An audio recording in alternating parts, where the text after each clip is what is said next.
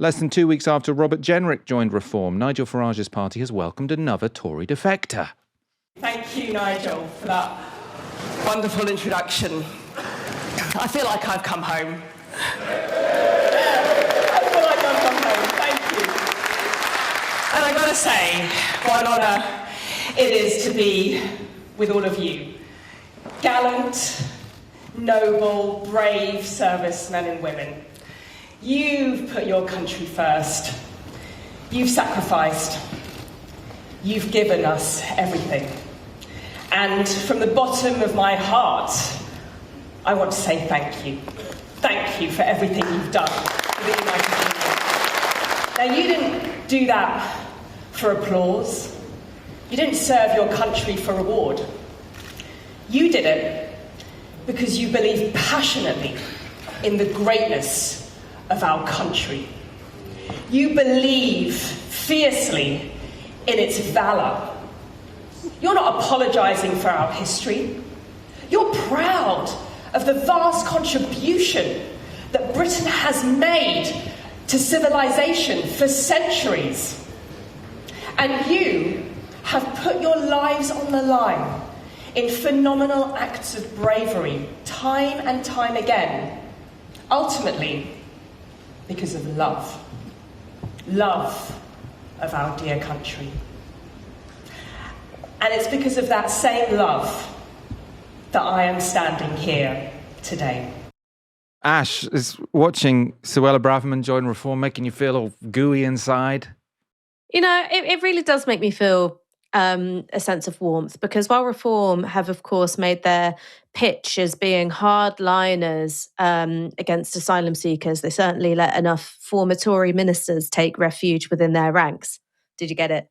Did you get it as an immigration joke? It was very good.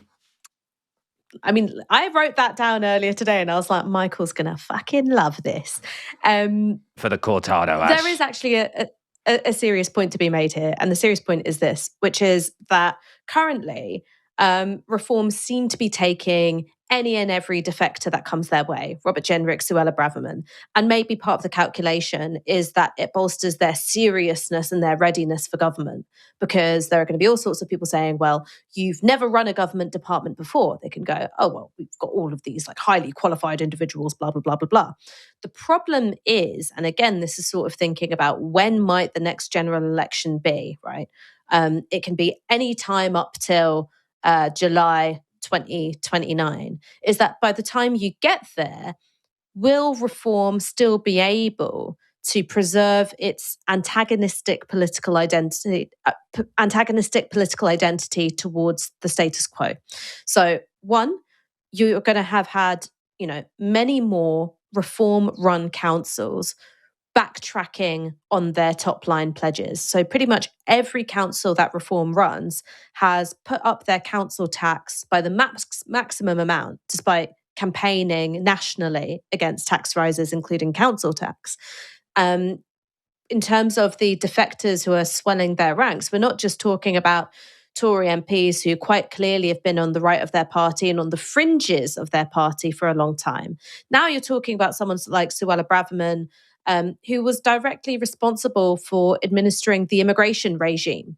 So I'm not sure how you can say out of one side of your mouth, the Conservative Party presided over the biggest increases in immigration this country has ever seen, out of one side of your mouth, and on the other you've got a Tory Home Secretary and a former Tory Immigration Minister in the shape of Robert Jenrick just sitting there. I don't know how you sell that. Candidate selection will also be an interesting one. So you've got these individuals defecting to Reform. Does this mean that they're going to stand as Reform MPs? So you've got someone who's being asked to put a cross in the box next to Suella Braverman's name. Again, immigration is the top issue for Reform voters. This isn't me saying, immigration's bad, asylum seeking is bad. That's not what I'm saying at all. I'm saying that's the number one issue for Reform voters. And it's a very different kettle of fish to say, put a cross in the box next to Danny Kruger than it is Suella Braverman. Lots of people have been retweeting this tweet from Zia Yusuf. So he's sort of head of policy in reform. I mean, he was kind of the second most important person in the party, but now all of these other people have joined. Maybe he's been pushed down to third or fourth, I'm not sure. But this is what he tweeted in July 2025. The British government learned of the data leak in August 2023. 24,000 Afghans secretly granted asylum, costing British taxpayers up to £7 billion. The government covered it up. Who was in government? Home Secretary Suella Braverman, Immigration Minister Robert Jenrick. And obviously, over the past 3 weeks, both of those people have now joined Reform.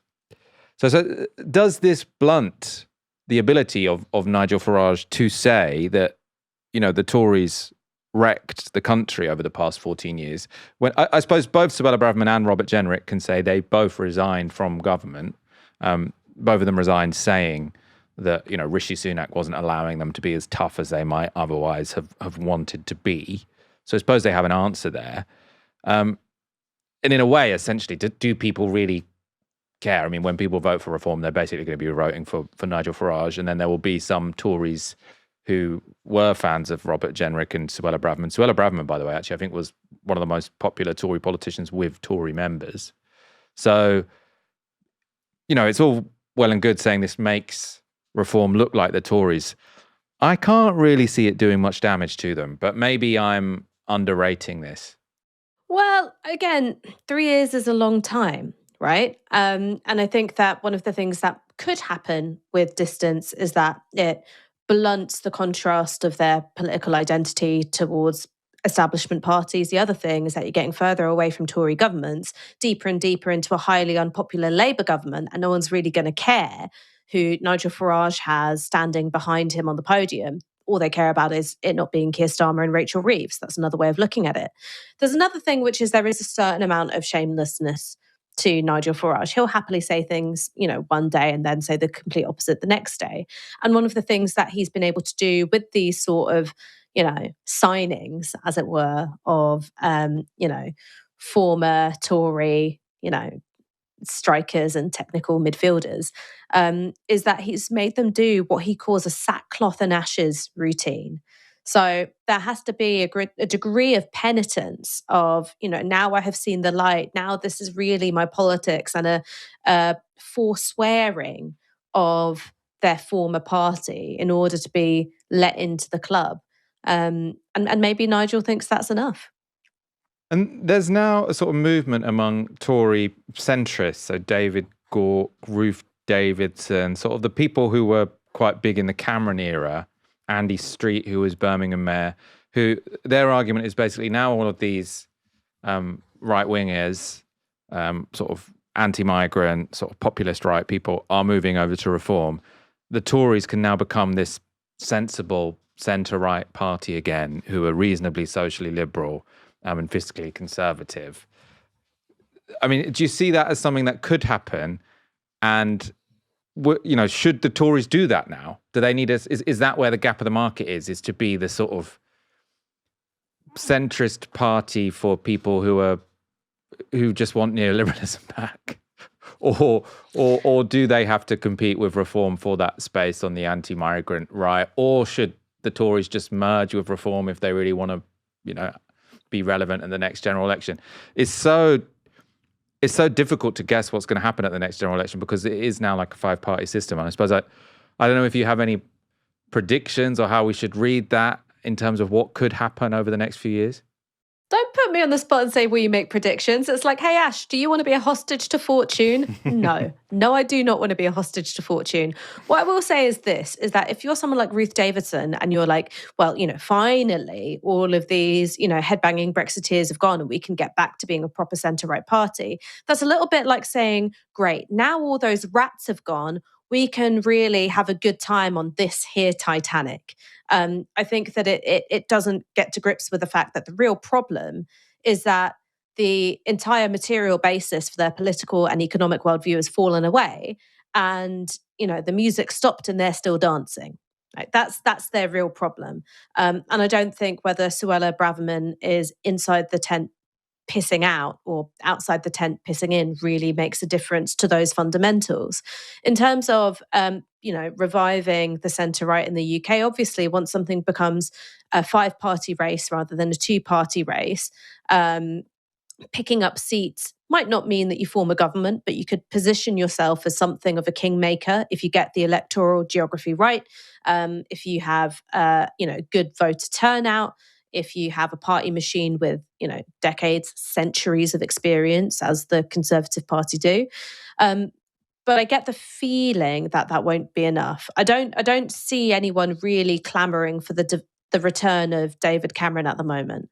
And again, if you're sort of a Cameroon, and you think about the geographic spread of people with those voting patterns, wouldn't you just vote Lib Dem? There's already a party for you there. So I think the real problem for the Conservative Party is that they're finding themselves squeezed on both sides. I mean, don't forget, like, one of the most bruising by-election results of recent years was Chesham and Amersham, which was a Tory to Lib Dem switch.